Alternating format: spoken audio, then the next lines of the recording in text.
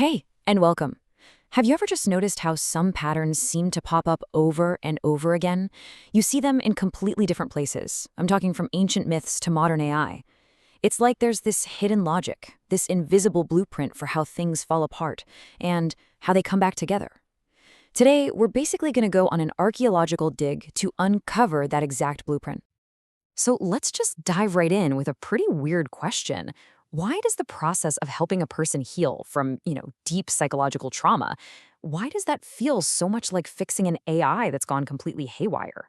I know, it sounds like a bizarre comparison, but just stick with me here because the answer reveals something truly profound about how all complex systems work, from our own minds to the technologies we build every day. Okay, so to tackle that big question, let's zoom in on a very human problem first. What happens when a system that's supposed to repair us, like mental health treatment, just doesn't work? Look, every single one of us gets through life using an internal map. It's this complex model of who we think we are, how we think the world works, and our place in it. For all intents and purposes, this map is our reality. But what happens when some new piece of information, or a traumatic event, comes along and doesn't just challenge the map, but completely shatters it? And this isn't just some abstract metaphor. We see this really clearly in something called treatment failure. This is what happens when therapy just doesn't bring any relief. And not surprisingly, people often drop out. It's a perfect real-world example of a repair process that's broken down. In other words, the problem isn't just the person. The system itself is failing to update a broken map. And the reasons these treatments fail, well, that's where it gets really interesting. A major systematic review from 2023 found that the biggest predictors of failure had nothing to do with how severe the person's problems were. No, it was all structural issues. A bad fit between the person and the therapist, poor communication, a really rigid approach. The problem wasn't the patient, it was a breakdown in the repair process itself. And that specific type of failure, it points to something much, much bigger. It's actually a clue to a universal pattern, one that repeats across countless different systems. So how do we start to see this pattern? Well, we have to completely change the way we look at things. We have to stop getting stuck on the surface level details. The specific jargon from psychology or tech or philosophy. Our job is to look deeper for the underlying mechanics, what you might call the invariant architecture, the stuff that stays the same, no matter what words we use to describe it. So here's the crucial piece of the puzzle. Our brains are fundamentally map makers. There's this really popular idea in neuroscience that the brain is like a Bayesian prediction engine. Now that's just a fancy way of saying it's a guessing machine. It's constantly building models to try and predict what's going to happen next, based on everything it's seen before. And this means we don't actually experience the world directly. We experience our brain's best guess about the world, its story, based on that internal map. And when you see the brain as a map maker, this four-step process that repeats everywhere just clicks into place. First, a system builds a stable model. Second, something comes along and completely shatters that model. Third, the system gets thrown into a crisis, a state of total confusion and overload.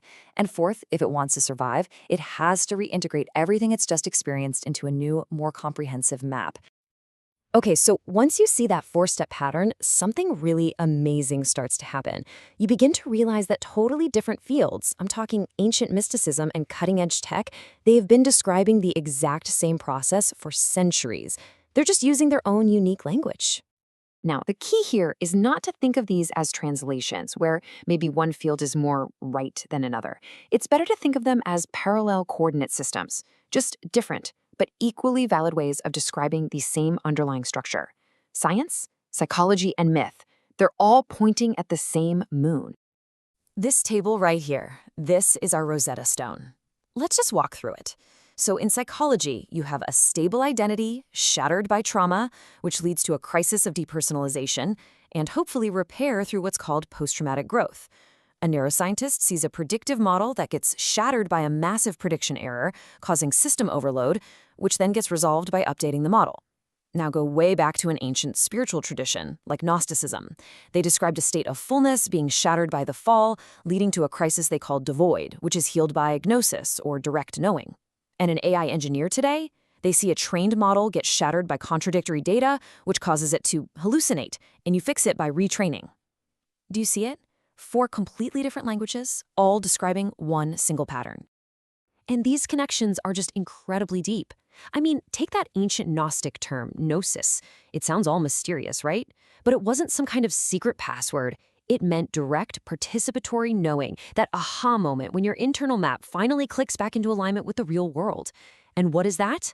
That is exactly what a neuroscientist today would call updating the brain's predictive model. It's the same thing. So if all these vastly different systems collapse in the same way, does that mean they also heal in the same way? Well, yeah, the answer is yes. And the engine that drives that repair always starts with a critical shift in perspective.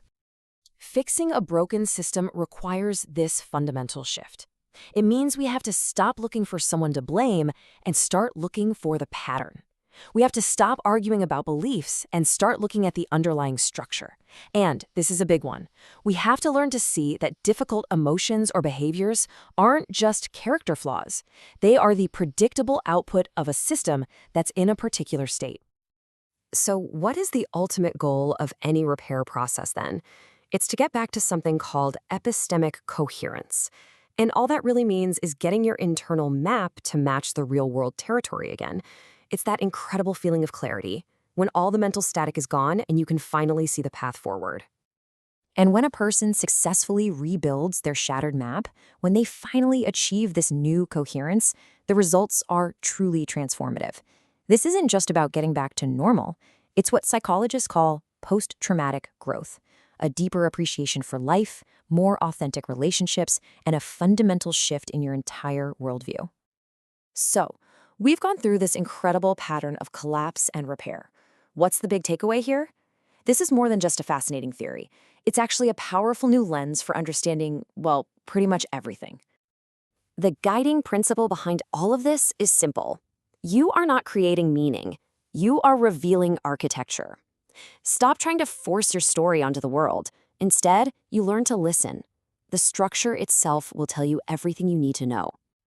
And this way of thinking isn't just a theory, it is a practical toolkit. It teaches you to detect the real structure by ignoring what a system says and watching what it does. It helps you find that same repeating pattern in completely different fields, letting you build your own Rosetta Stone. And most importantly, it trains you to shift your focus from blaming individuals to understanding the larger structure they're operating within. And so, that brings us right back where we started, with a question for you. If this blueprint for collapse and repair is truly universal, where else are you seeing it play out? Is it in your own life, in our society? The fascinating thing is, once you learn how to see the architecture, you really do start seeing it everywhere. I hope this gives you a new lens to look at the world. Thanks for joining me.